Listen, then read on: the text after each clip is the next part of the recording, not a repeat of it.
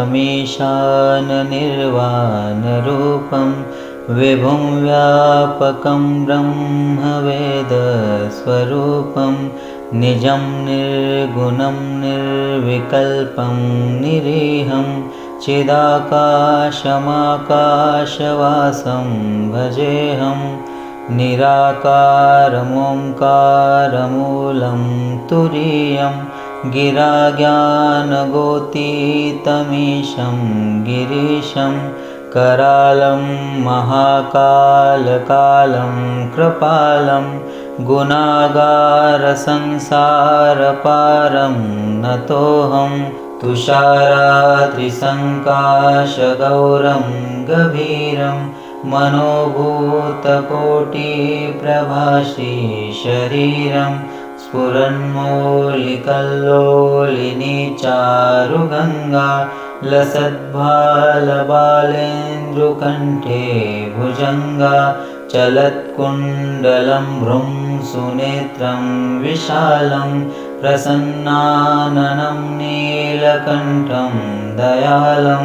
मृगाधीशचर्माम्बरं मुण्डमालं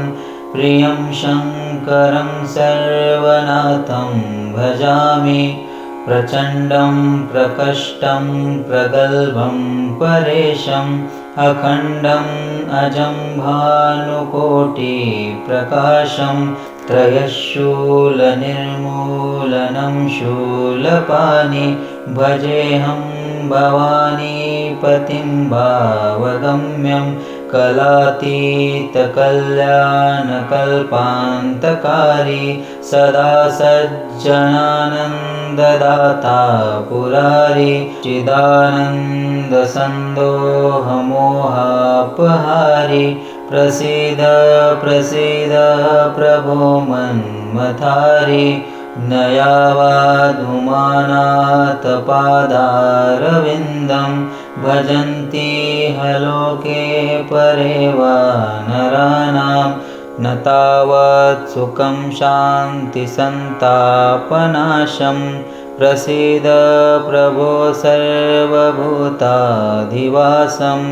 न जानामि योगं जपं नैव पूजां